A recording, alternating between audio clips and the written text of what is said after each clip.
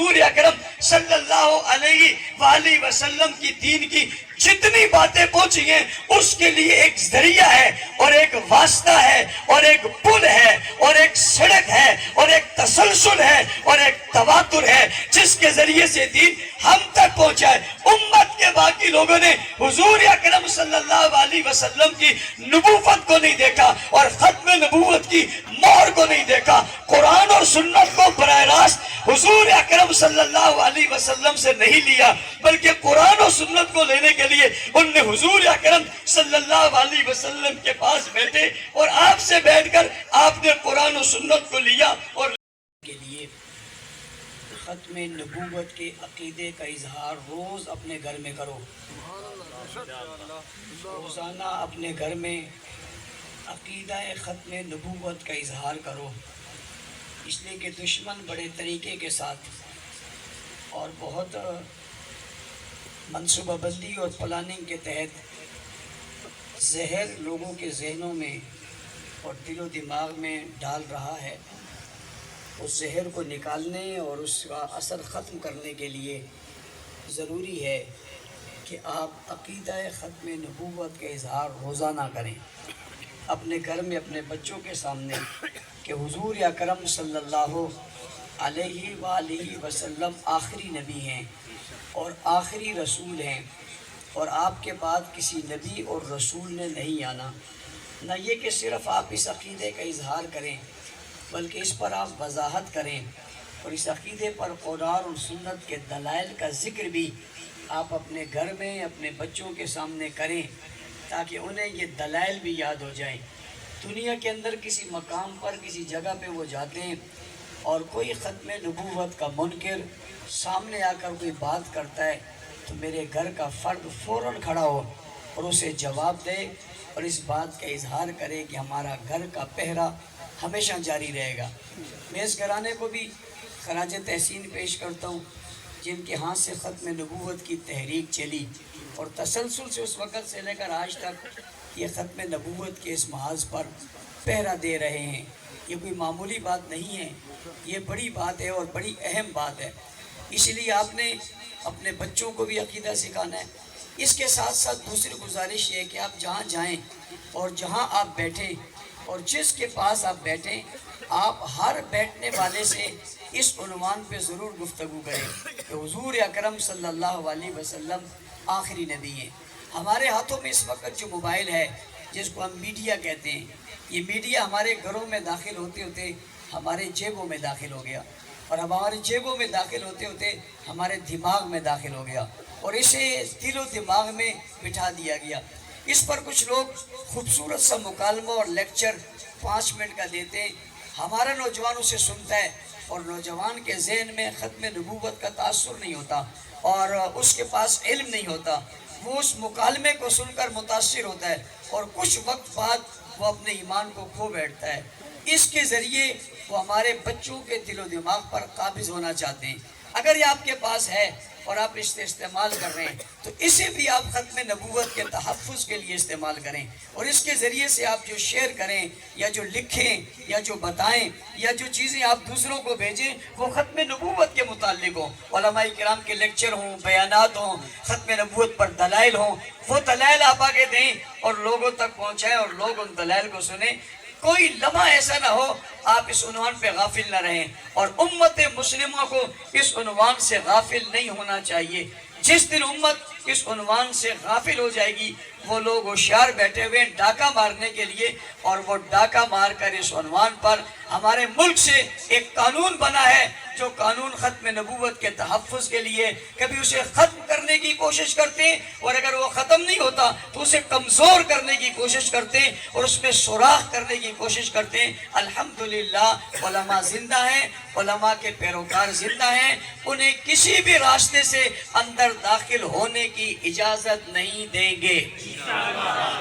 اس بات کو سمجھنے کے ساتھ ساتھ اگلی بات بھی ساتھ سمجھیے، اور وہ یہ ہے کہ حضور اکرم صلی اللہ علیہ وسلم آخری نبی ہیں اور آپ آخری رسول ہیں۔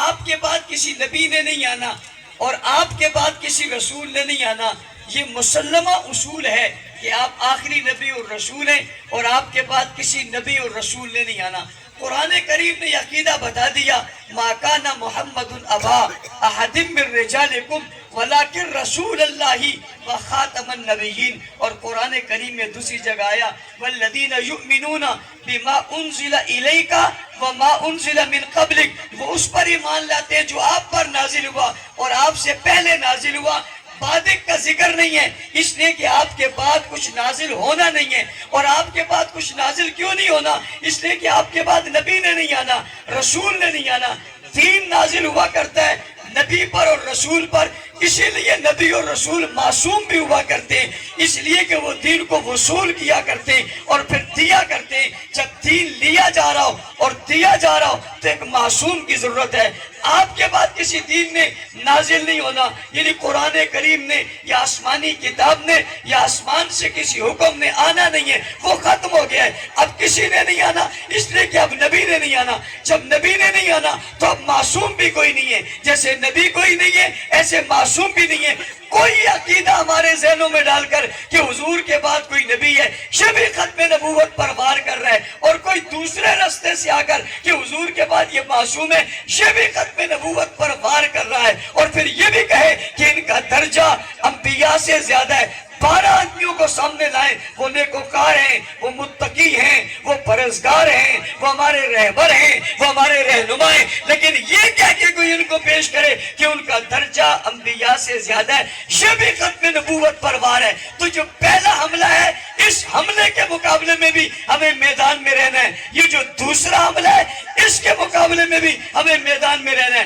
اس کے ساتھ ساتھ تیسری بات کہ ہم تک آج حضور اکرم صلی اللہ علیہ وآلہ وسلم کی دین کی جتنی باتیں پہنچی ہیں، اس کے لیے ایک ذریعہ ہے اور ایک واسطہ ہے اور ایک پل ہے اور ایک سڑک ہے اور ایک تسلسل ہے اور ایک تواتر ہے، جس کے ذریعے سے دین ہم تک پہنچا ہے۔ امت کے باقی لوگوں نے حضور اکرم صلی اللہ علیہ وسلم کی نبوت کو نہیں دیکھا اور ختم نبوت کی مہر کو نہیں دیکھا۔ قرآن اور سنت کو براہ راست حضور اکرم صلی اللہ علیہ وسلم سے نہیں لیا، بلکہ قرآن اور سنت کو لینے کے لیے ان نے حضور اکرم صلی اللہ علیہ وسلم کے پاس بیٹھے اور آپ سے بیٹھ کر آپ نے قرآن و سنت کو لیا اور لینے کے بعد امت تک پہنچایا۔ حضور اکرم صلی اللہ علیہ وسلم کی زندگی کے سارے اصول اور قرآن کریم کے سارے حروف اور اللہ کی طرف سے نازل کی ہوئی ساری کتاب اور رسول اکرم صلی اللہ علیہ وسلم کی بتائی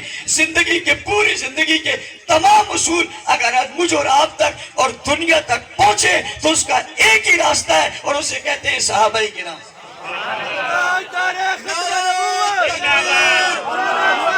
تاجدار ختم نبوت، تاجدار ختم نبوت، عظمت مصطفیٰ، رسالت مصطفیٰ، عظمت صحابہ، سیدنا صدیق اکبر،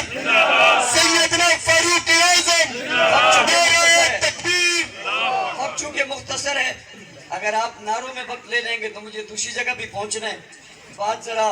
مکمل نہیں ہو پائے گی۔ تو حضور اکرم صلی اللہ علیہ وسلم کی ختم نبوت کو دنیا تک پہنچانے کے لیے اور ختم نبوت کے پیغام کو دنیا تک پہنچانے کے لیے اللہ تعالیٰ نے جن شخصیات کا انتخاب کیا یا جنہیں پسند کیا وہ حضرات صحابہ کرام ہیں۔ حضرات صحابہ کرام رسول اکرم صلی اللہ علیہ وسلم کے ساتھ رہے۔ یہ بات بھی اپنے ذہنوں میں رکھیں کہ 40 سال کی عمر میں حضور اکرم صلی اللہ علیہ وسلم کو نبوت ملی۔ 40 سالہ پہلی زندگی میں اگر آپ رسول اکرم صلی اللہ علیہ وسلم کو دیکھیں تو آپ کو وہ مجمع میں نظر نہیں آتے، آپ کو وہ ہجوم میں نظر نہیں آتے، آپ کو وہ لوگوں میں نظر نہیں آتے، وہ تنہائی میں ہوتے ہیں، وہ غار میں جا کے عبادت کرتے ہیں، وہ اپنے گھر میں رہتے ہیں، وہ کسی کے ساتھ لمبا بیٹھنا اور اٹھنا اور چلنا پھرنا ان کا معمول نہیں ہے۔ لیکن جب آپ نبوت کا اعلان کرتے ہیں تو نبوت کے اعلان کرنے کے بعد آپ حضور اکرم صلی اللہ علیہ وسلم کو تنہا تلاش کرنا چاہیں تو آپ تنہا تلاش نہیں کر سکتے، آپ اکیلا دیکھنا چاہیں تو آپ کو اکیلے نہیں مل سکے، جہاں بھی ملیں گے آپ کو افراد کے ساتھ ملیں گے۔ یہ پہلے سب سے علیحدہ رہتے تھے اور آپ سب کے ساتھ رہتے ہیں، علیحدہ کیوں نہیں رہتے؟ وجہ یہ ہے کہ جو پہلی زندگی تھی وہ دنیا کو بتانے کے لیے نہیں تھی، اب کی جو زندگی ہے وہ کائنات تک پہنچانے کے لیے۔ تو اللہ نے آپ کی زندگی کو محفوظ کرنے کے لیے آپ کو قرب جوار میں افراد کی ڈیوٹی اور ذمہ داری لگا دی کہ آپ ان کے پاس رہیے، رہ کے کیا کریں؟ حضور کی زندگی کے ہر پہلو کو محفوظ کریں۔ پھر ساتھ رہنے والوں نے کمال یہ کیا کہ